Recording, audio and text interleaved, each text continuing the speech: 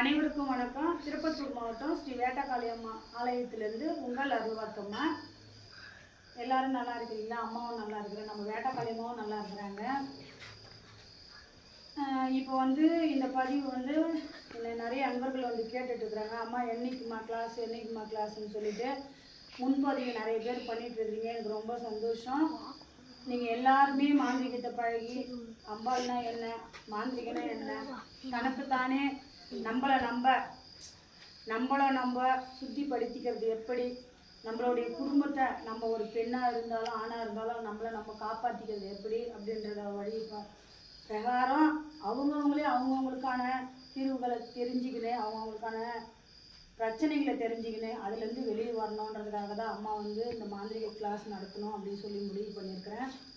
நிறைய பிள்ளைங்க வந்து மாந்திரிகனா என்னன்னு தெரியாமலே ஒரு ஆன்மீகத்தில் இருந்து தெய்வ வழிபாட்டில் இருக்கிறாங்க. அம்மா வந்து நான் ஒரு சின்ன கோயில் வச்சுருக்கிறேன், அம்பாவை வச்சு வழிபட்டுருக்குறேன். ஆனால் எனக்கு வந்து எதுவும் தெரியலம்மா, என்கிட்ட வந்து அம்மா எனக்கு உடம்பு சரியில்லை, இல்லை எனக்கு குழந்தை பாக்கியம் இல்லை, இந்த மாதிரி பிரச்சனைகளுக்கு எனக்கு நிறைய பேர் வராங்க. ஆனால் வந்து எனக்கு எதுவும் தெரியலம்மா, எங்களுக்கு கிளாஸ் நடத்துங்க அப்படின்னு சொல்லி நிறைய பேர் நீங்கள் கேட்டுக்கிறதுனால அம்மா கிளாஸ் வச்சுருக்கேன். இந்த கார்த்திகை மாதம் லாஸ்ட்டில் கிளாஸ் நடத்தலாம் அப்படின்னு முடிவு பண்ணியிருக்கேன். இப்போ நிறைய பேர் வந்து நீங்கள் முன்பதிவு செஞ்சிட்ருக்கிறீங்க, அம்மாவுக்கு ரொம்ப சந்தோஷம். கிளாஸ் என்றைக்கு நடத்துகிறேன்றதை வந்து நான் இப்போ வந்து 30 பேருக்கான கிளாஸ் போட்டிருக்கேன். அந்த முடிவில் வந்து உங்களுக்கு கிளாஸ் எங்கே வைக்கிறேன், எங்கே நடத்துகிறேன்றதை உங்களுக்கு நான் போடுவேன். அதை பற்றின பதட்டம் எதுவும் வேணாம். நீங்கள் கிளாஸில் சேர்ந்து மாந்திரிகத்தை கற்றுக்கணும். தெய்வ வழிபாட்டில் இருக்கிற அனைத்து நல்ல உள்ளங்களும் அருளாடிகளும் குறி சொல்கிற அம்மாங்களும், எத்தனை பேர் தெய்வத்துக்கிட்ட இருந்து நீங்கள் குறி சொல்கிறீங்க, ஆனால் அடுத்த ஸ்டெப்புக்கு போக முடியாமல் இருக்கிறீங்க. அதனால் வந்து நீங்களும் அடுத்த ஸ்டெப்புக்கு போகணும் அப்படின்றதுனால நிறைய பேர் பெங்களூரில் இருந்து, சென்னை பக்கம் இருந்து, இந்த பக்கம் சேலம் சைடு இவங்கெல்லாம் முன்பதிவு பண்ணிகிட்ருக்குறீங்க. அவங்க எல்லாருக்கும் வந்து அம்மா வந்து எப்போ நடத்துகிறேன்றதை நான் போடுவேன். நீங்கள் முன்பதிவு செஞ்சுக்கோங்க. எல்லாரும் வந்து மாந்திரிகத்தை கற்றுக்குன்னு உங்களுக்கானதை நீங்கள் செஞ்சுக்கணும், 4 பேருக்கானதும் நீங்கள் செஞ்சு கொடுக்கணும் அப்படின்றது அம்மாவுடைய ஆசை. கண்டிப்பாக உங்களுக்கு நல்லதே நடக்கும். இந்த கிளாஸில் சேர்ந்து காளி சக்கரம், காளியோடைய அஷ்டபந்தனம், காளியோடைய சக்கரங்கள், காளி எப்படி வழிபடணும், காளிக்கிட்ட நம்மளுக்கு என்னென்ன தேவையோ, காளின்றவ நம்ம தாய், அவள் பார்க்கறதுக்கு உக்ர தெய்வமாக இருந்தாலும் குழந்தை உள்ளம் படைச்சவ தான் காளி. அவளுடைய தீட்சை எப்படி வந்து நீங்கள் அந்த தீட்சையை வாங்கி நீங்கள் அந்த வழிமுறைகளை கொண்டு போனீங்கன்னா கண்டிப்பாக உங்களுக்கு அந்த தெய்வத்தினுடைய அனுகிரகம் கிடைச்சி நீங்களும் உங்கள் வாழ்க்கையில் நீங்களும் பெரியாளாக வரலாம். அப்புறம் வந்து சிலர் வந்து இப்போ ஒரு அன்பர்கள் வந்து கேட்டுருக்காங்க, அம்மா வந்து நான் காளி வழிபாட்டில் இருக்கேன், ஆனால் வந்து எனக்கு காளி ஒரு நாளும் எனக்கு தரிசனம் கொடுத்ததும் இல்லை, நிறைய கஷ்டப்பட்டுட்டு இருக்கிறம்மான்னு சொல்லி. அதுதான் நான் என்னன்றேன்னா, நீங்கள் மருளாடியாக குறி சொல்கிறவங்களா அருள்வாக்கு சொல்கிறவங்களா அது அப்பாற்பட்ட விஷயம். காளியை எந்த முறையில் நீங்கள் வழிபடுறீங்க, காளி தாயை எந்த அளவுக்கு நீங்கள் கொண்டுட்டு போகிறீங்க. 48 நாள், ஒரு 48 நாள் மண்டலம், ஒரு மண்டலம் பூஜை வந்து நாங்கள் சொல்கிற மாதிரி நீங்கள் இருந்தீங்கன்னா கண்டிப்பாக நீங்களும் இந்த மாந்திரிகத்தில் ஜெயிச்சு நீங்களும் பெரியாளாக வரலாம். 4 பேருக்கு நல்லது செய்யுங்க. கற்றுக்கிறது பெருசு இல்லை, ஆனால் 4 பேருக்கு நல்லது செய்யணும். கருமாந்திரிகம் கிடையாது, இது உருமாந்திரிகம் தான். சித்தர்கள் வழிபாட்டில் வர்றது தான்.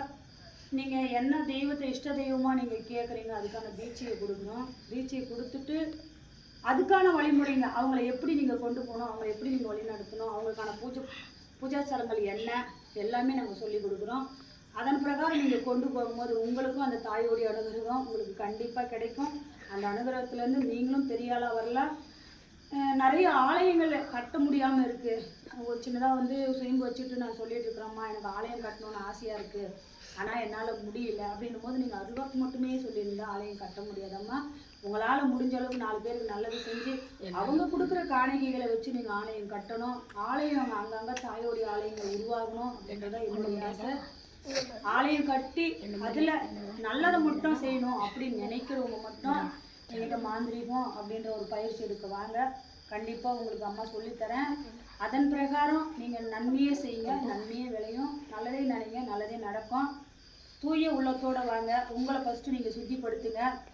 அப்புறம் வந்து இப்போ நீங்க ஒரு என்ன தீட்சை வாங்கியிருக்கீங்க, என்ன சாமி வச்சிருக்கீங்க, என்ன வழிபாடு உங்களுது, இல்லை யார்கிட்ட குருமார்கிட்ட போய் தீட்சை வாங்கி நீங்க வந்து மாந்திரிகத்தில் இருக்கீங்களா, இல்லை அம்பாள் வழிபாட்டில் இருக்கீங்களா, இல்லை எதுவும் தீட்சை இல்லாமல் உங்கள் மனசுக்கே அம்பாளை வச்சு நீங்கள் வழிபடுறீங்களா, இதெல்லாம் வந்து எங்களுக்கு வாட்ஸ்அப்பில் மெசேஜ் பண்ணுங்கள்.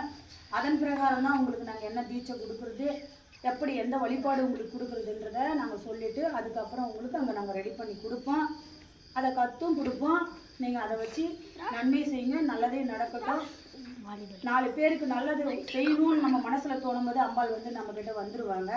கெட்டதை மட்டும் நினைக்காதீங்க, நல்லதை நடத்துங்க. 4 பேர் நல்லதாக இருக்கணும், நம்மளை தேடி வர மக்களுக்கு வந்து நல்லது நடக்கணும் அப்படின்னு நினைக்கிறவங்க மட்டும் மாந்திரிகத்தை பழக்குங்க. கெட்டதை செய்யாதீங்க. நம்மளுடைய குலம் கோத்திரம் எல்லாம் காளியை கும்பிடுங்க. 7 ஜென்மத்துக்கும் காளி வந்து நம்மளுக்கு பக்கத்துணையாக இருந்து நம்ம பிறவிகளுக்கும் துணையாக இருந்து நம்மளுடைய குழந்தைங்களுக்கும் காவல் தெய்வமாக இருந்து நம்மளை காத்து வச்சுக்கணும்னா அவகிட்ட உண்மை இருக்கணும், சத்தியம் இருக்கணும், நியாய தர்மம் இருக்கணும். நியாய தர்மம் இருந்தால் தான் தாய் நம்ம கூட இருப்பாங்க. எந்த தாயாக இருக்கட்டும், நாகாலமாக இருக்கட்டும், அங்காள பரமேஸ்வரியாக இருக்கட்டும், அம்மா வனபத்திர காளியாக இருக்கட்டும், வேட்டக்காளியாக இருக்கட்டும், எல்லா காளி தெய்வம் ஓம் சக்தியாக இருக்கட்டும், நம்மக்கிட்ட வந்து உண்மை சத்தியத்தில் தான் காற்றை வந்து நம்ம கண்ணால் தான் பார்க்க முடியாது, கட்ட முடியாது. அது மாதிரி தான் தெய்வங்களும் அவங்கள நம்ம உணர்ந்தாதான் நமக்குள்ள தாய் இறங்கி நமக்குள்ளே பேசுவாங்க. ஃபஸ்ட்டு அதை உணருங்க. அதுக்கப்புறம் இந்த விநாயகரை வந்து ஃபஸ்ட்டு விநாயகர் வழிபாடு எடுத்துக்கோங்க. உங்களுடைய முன்னோர்களை கும்பிடுங்க. கும்பிட்டுட்டு நீங்கள் வந்து உங்கள் முன்னோர்களை நினைங்க. கணபதி தீட்சை வாங்கியிருக்கிறீங்களா இல்லையான்றதை எங்களுக்கு சொல்லுங்கள், வாட்ஸ்அப் மூலிமா சொல்லுங்கள். உங்களுக்கு அதுக்கப்புறம் என்ன தெய்வத்தை வச்சுருக்கிறீங்கன்னு சொல்லுங்கள். எல்லாத்துக்கான வழிமுறைகள் இங்கே உண்டு. அனைவரும் வாங்க, நன்மையை பெறுங்க. எல்லோருக்கும் நல்லதே நடக்கட்டும், நன்மையே நடக்கட்டும். அனைவருக்கும் வணக்கம், நன்றி.